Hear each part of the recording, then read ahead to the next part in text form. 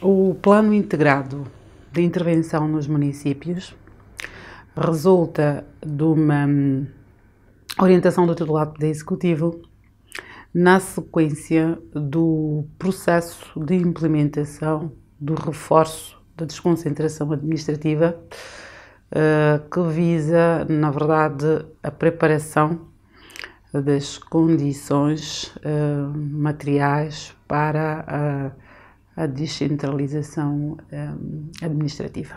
No geral, o plano de intervenção nos municípios traz uma dinâmica diferente de conceber, de preparar e de estabelecer prioridades das ações, das medidas, dos projetos a nível dos municípios.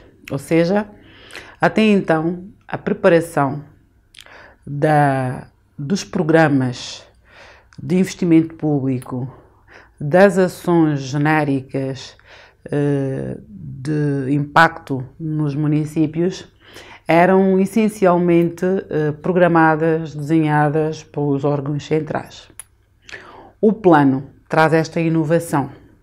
Portanto, houve um processo que começa nos municípios, com a intervenção dos próprios administradores municipais, que por sua vez ouviram os próprios conselhos da escutação das comunidades dos respectivos municípios e, dada os vários constrangimentos do ponto de vista de recursos, não é, financeiros existentes para hoje, estabeleceram prioridades.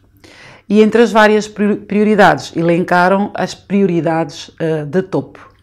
Estas prioridades de topo foram registadas em dois grandes mapas. O primeiro mapa é o mapa das necessidades, não é? Consideradas as necessidades experimentos do município. E o segundo mapa, que é, na verdade, o resultado de todos os projetos que já estão em curso em sede dos respectivos territórios, ou seja, em sede dos próprios municípios. Cada município tem especificidade muito própria e o plano também respeita isso. Aliás, não poderia ser diferente se temos a participação dos munícipes e da própria administração do município. Cada um olhou para si, para a sua realidade e elencou as suas prioridades. Depois, houve uma fase que deu-se lugar à intervenção dos governadores provinciais. Para quê?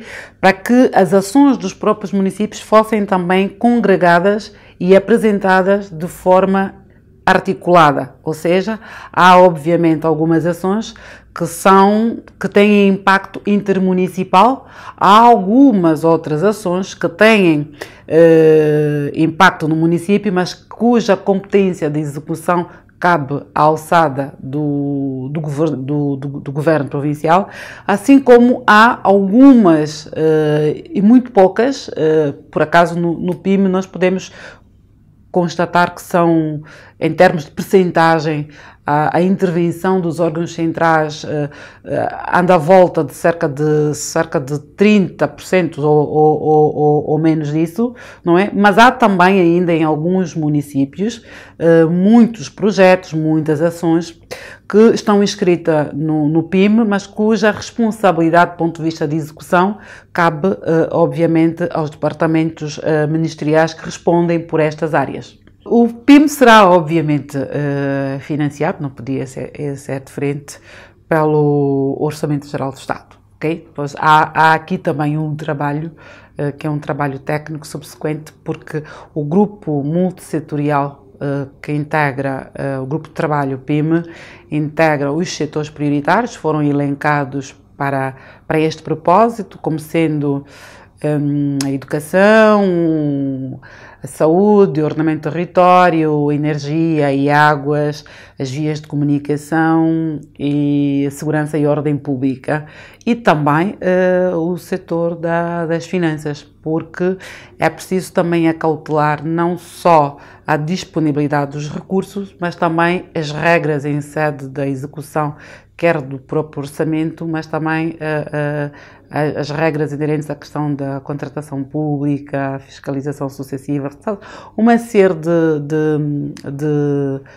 de fatores, de princípios que devem ser tidos em consideração, ou seja, não podem ser ignorados, mas que em sede do PIM estão a ser avaliados de uma forma integrada para que porque disso também resulta o sucesso do plano nos prazos em que se propõe a execução das suas ações. Portanto, foi criada uma estrutura executiva para o acompanhamento e a monitorização do plano, que é obviamente encabeçado em sede de desenho dessa estrutura pelo titular de executivo, é coordenada pelo Ministro de Estado do Desenvolvimento Económico e tem a coordenação técnica executiva do Ministro da Administração do Território. Depois integram os outros setores, né, que eu já referi, e há aqui também uma espécie de uma estrutura de mando, mas também pretende-se também que essa estrutura do mando tenha também sobre a sua égide a estrutura de acompanhamento, de monitorização e de supervisão, digamos assim, da execução das ações e dos projetos que integram o plano.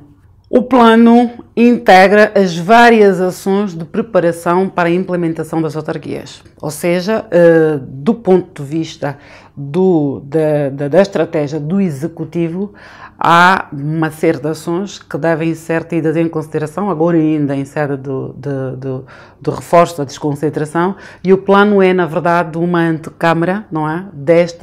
Da implementação do processo de implementação das autarquias.